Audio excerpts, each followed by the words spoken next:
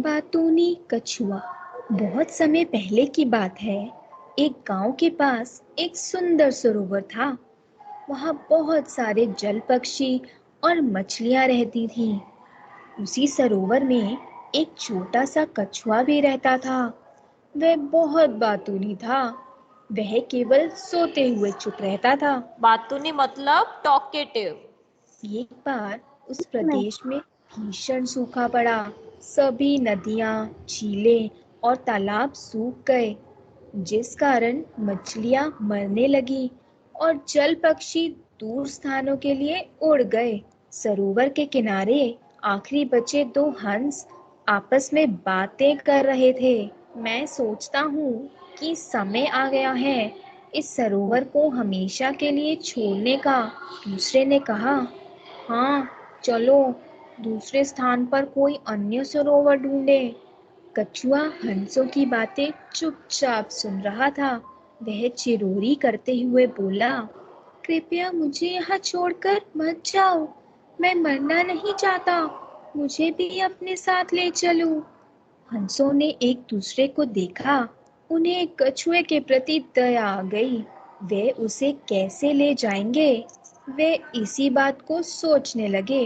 उनके लिए उड़ना आसान था, परंतु कछुए के लिए इतनी दूर पैदल चलना कठिन। क्रेन्स का नाम क्या था? दो क्रेन्स का नेम क्या था बताओ? पढ़ा है ना हम लोगों ने? क्या? दो क्रेन्स का नाम क्या था बताओ इस चैप्टर के अंदर? संकट और विकट था ना? भूल गए इतनी जल्दी? संकट और विकट। यस। था। कछुए ने उन्हें एक बढ़िया उपाय सुझाया। वह बोला, तुम क्यों नहीं एक मोटा डंडा उठा लेते? मैं उस डंडे को अपने दांतों से पकड़ लूंगा और उस डंडे के आखिरी सिरों को तुम दोनों अपनी चोंच से पकड़ लेना। इस प्रकार मैं भी तुम्हारे साथ उड़ सकूंगा। हंसों ने उसके सुझाव को सुना और उसे चेतावनी देते हुए समझाया, यह बहुत अच्छा उपाय है, परंतु तुम्हें बहुत सावधानी रखनी होगी। समस्या तुम्हारे बहुत बोलने से है। यदि तुमने कुछ भी बोलने के लिए मुंह खोला तो तुम धरती पर जा गिरोगे, और इसलिए डंडे पर झूलते समय तुम बिल्कुल बात मत करना। कछुए ने वचन दिया कि वह पूरे रास्ते नहीं बोलेगा, और हंसों ने उसी डंडे के दोनों सिरों को चोंच से दबा लिया। कछुए ने दांतों से डंडे को पकड़ लिया। वह अपनी लंबी उड़ान के लिए निकल पड़े। वे पहाड़, घाटी, गांव, जंगल से होते हुए एक शहर के ऊपर उड़ने लगे। इस अद्भुत दृश्य को देखने के लिए आदमी, औरत, बच्चे घरों से बाहर निकल आए। बच्चे शोर मचाते हुए ताली बजाने लगे। मूर्ख कछुआ यह भूल गया कि वह खतरनाक स्थिति में लटका हुआ है। इस जय जयकार के उत्साह में उसने अपना मुंह खोल दिया। इधर मुंह खोला और उधर उसकी पकड़ ढीली हो गई और वह उसी समय जमीन पर गिरकर मर गया। शिक्षा, अपने ऊपर संयम रखना चाहिए। ठीक है, समझ आई? Yes ma'am. ठीक है, यही हमारा क्या था, चैप्टर था। बस इसके अंदर उसमें क्या थे, गांव वाले थे, जिसमें गांव वालों ने उन्होंने बोला कि तुम बहुत मूर्ख हो, है ना? Yes ma'am. चलो निकालो जल्दी से ग्रामर।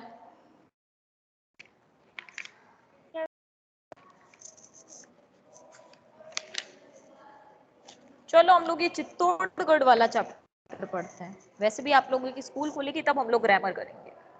Page number 195।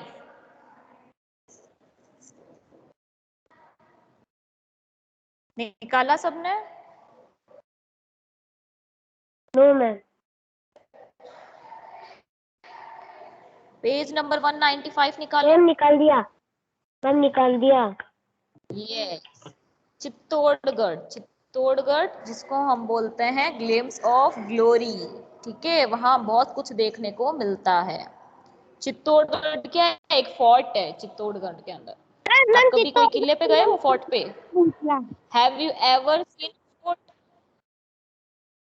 क्या बोल रहे हो क्रिश? मैम चित्तौड़गढ़ में मैम एक है ना बड़ा सा महल भी है भूतिया।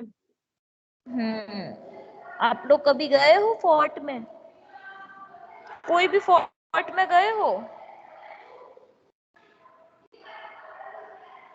नहीं गए हो? किले पे नहीं गए हो कभी?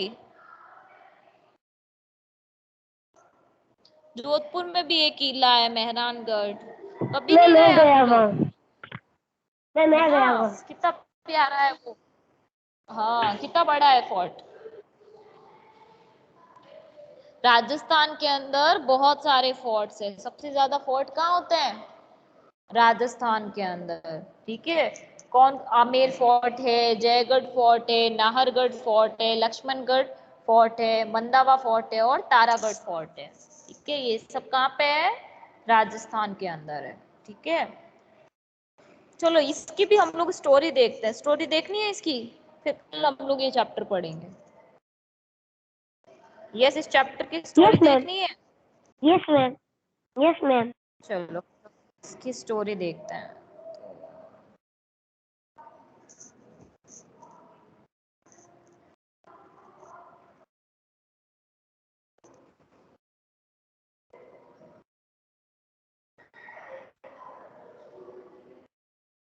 एक सेकेंड।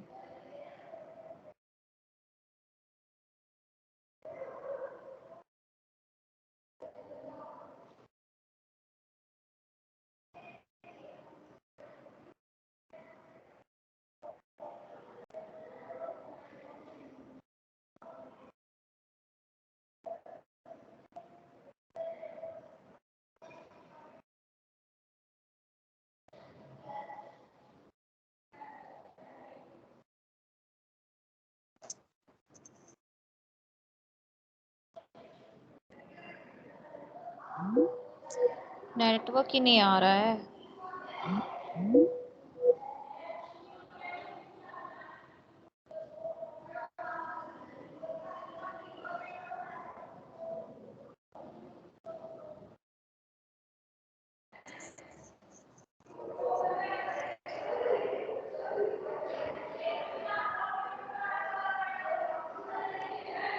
है ही नहीं इसकी स्टोरी तो। तो मैम कोई और स्टोरी सुनाओ। और कौन सी स्टोरी देखनी है? मैम टोटल है घर मैम मैम बहुत।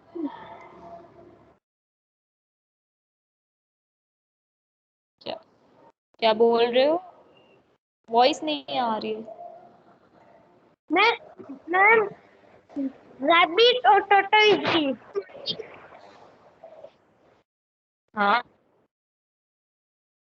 अच्छा, हम लोग ऐसे ही कोई स्टोरी देख लेते हैं, ठीक है। Good morning ma'am. Good morning. Late कैसे आए हो बेटा? मैम मैं ज्वाइन ही नहीं हो पा रही थी। अच्छा ठीक है, चलो हम लोग स्टोरी देखते हैं। यस।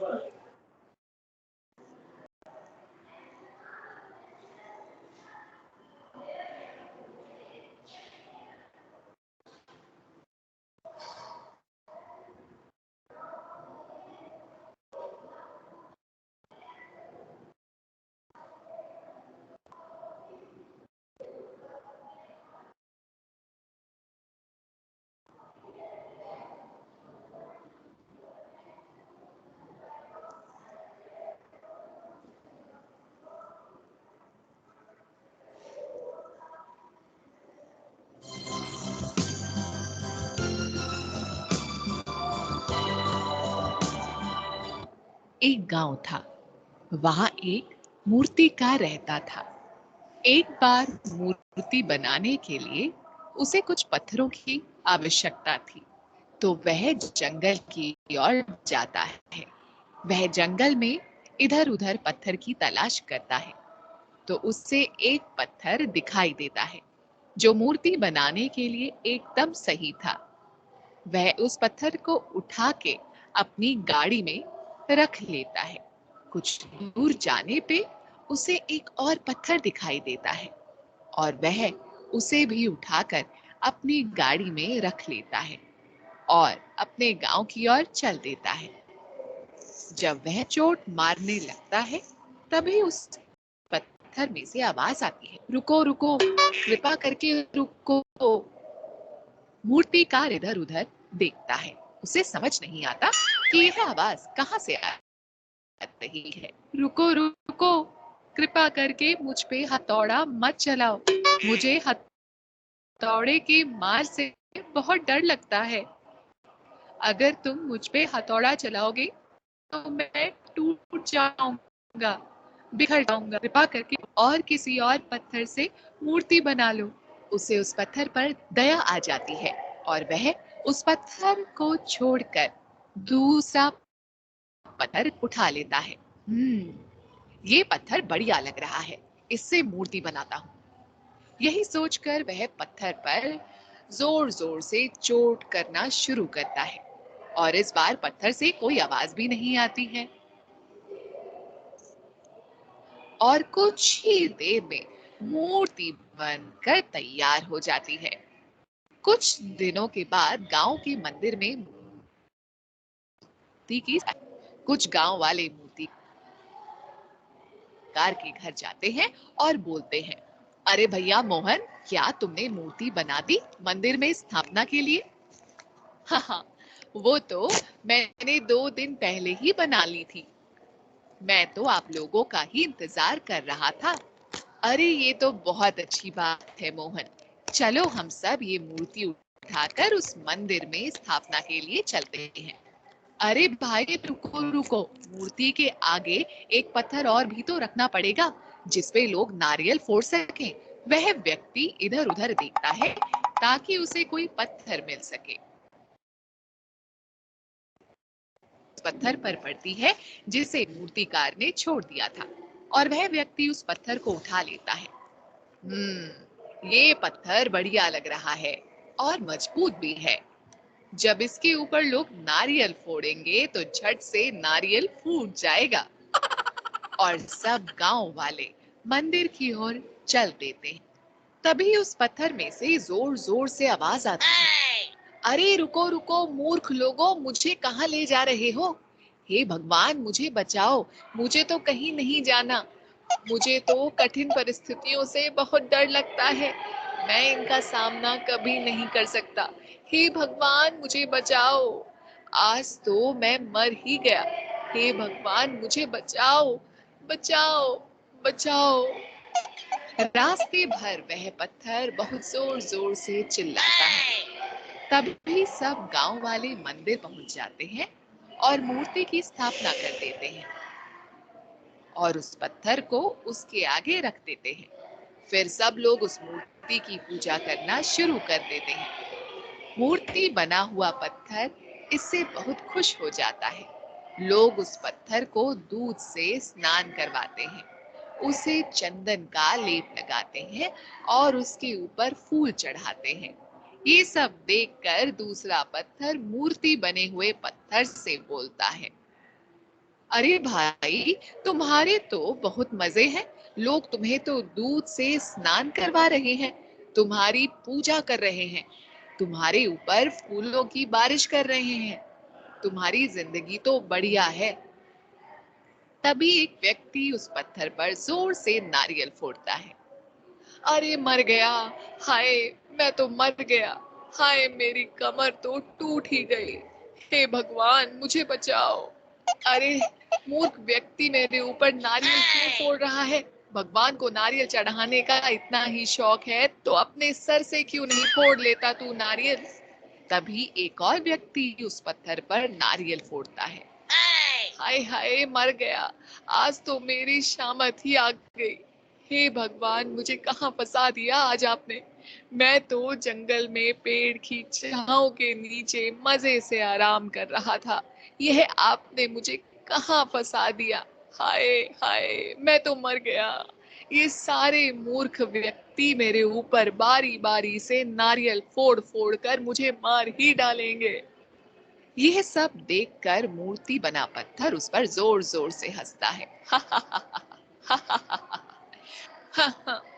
तुम तो बहुत खुश होगे ही, तुम्हारी सेवा जो हो रही है, तुम्हें तो मिठाइयाँ खाने को मिल रही है और यहाँ तो मेरी कमर की हालत बिगाड़ दी इन इंसानों ने।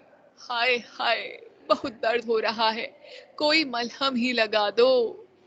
तब मूर्ति बना हुआ पत्थर उस दूसरे पत्थर से बोलता है, दोस्त, तुमने भी अगर उस दिन पहला प्रहार सह लिया होता तो आज तुम मेरी जगह होते और लोग तुम्हारी भी पूजा कर रहे होते, तुम्हें भी दूध मक्खन से स्नान करवा रहे होते, तुम्हारी भी पूजा हो रही होती।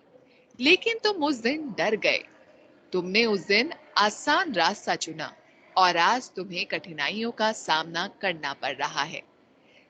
हम जब भी किसी परिस्थिति से डर के कोई भी आसान रास्ता चुनते हैं तो उस वक्त तो हमें बहुत सुकून और आराम मिलता है, पल भर के लिए खुशी भी मिल जाती है, किंतु आगे की राह और भी ज्यादा कठिन हो जाती है मेरे दोस्त।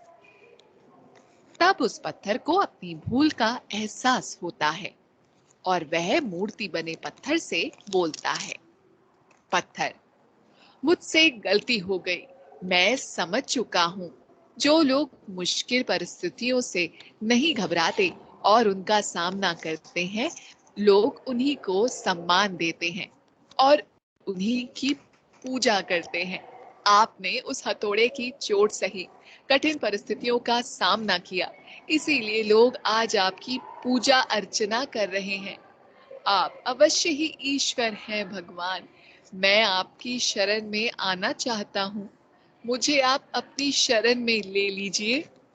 मुझे अपनी गलती का एहसास हो चुका है, मैं अब किसी भी कठिन परिस्थिति से नहीं घबराऊंगा भगवान, मुझे शक्ति दे भगवान।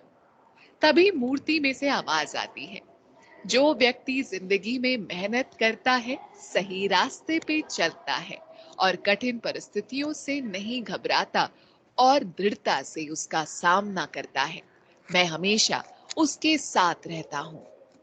तभी एक व्यक्ति उस पत्थर पर जोर से नारियल फोड़ता है।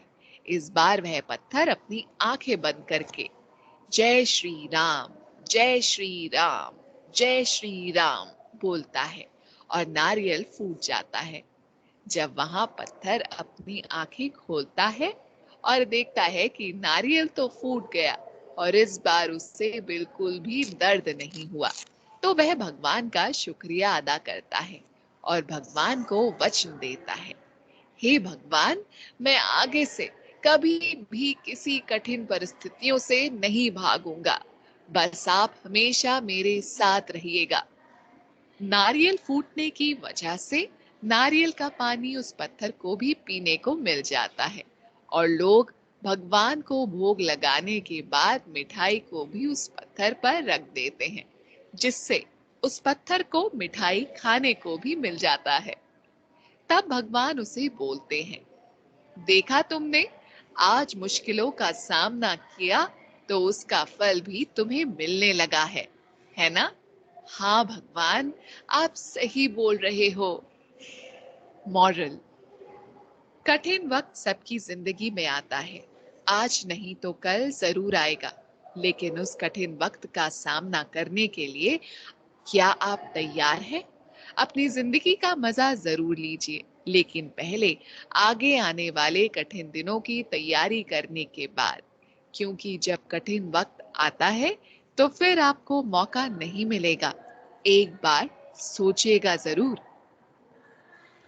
अक्सर चुनौतियों से, संघर्षों से हम डरते हैं, लेकिन संघर्ष ही तो है जो हमें और अधिक मजबूत करते हैं और जिंदगी की कठिनाइयों से लड़ने की हिम्मत देते हैं और हमें सक्षम बनाते हैं, कुछ भी कर पाने के और कुछ भी कर गुजरने के।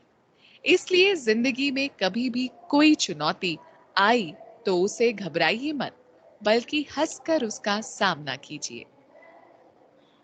ये कहानी कहीं ना कहीं अगर आपके दिल को छुए। ये समझ आई सबको story? Yes ma'am. Yes ma'am. अच्छी लगी सबको? Yes ma'am. Yes ma'am. Yes ma'am. Yes ma'am. यही स्टोरी थी कि हमें हमेशा मेहनत करते रहना चाहिए। अगर हम लोग हार्ड वर्क करेंगे, अच्छी अच्छी मेहनत करेंगे, हर परेशानी को सहन करेंगे तो हमें उसका रिजल्ट भी अच्छा मिलेगा, है ना? Yes yes. मैम। हम लोग न्यू चैप्टर स्टार्ट करेंगे, ठीक है? ओके। और कल कल मैं आपको वो कैन और कैन नॉट वाली एक्सरसाइज भी पूछूंगी, ए और बी दोनों, ठीक है? Yes ma'am. Yes ma'am. Okay, चलो डन फॉर द डे। हम लोग कल कंटिन्यू करते हैं।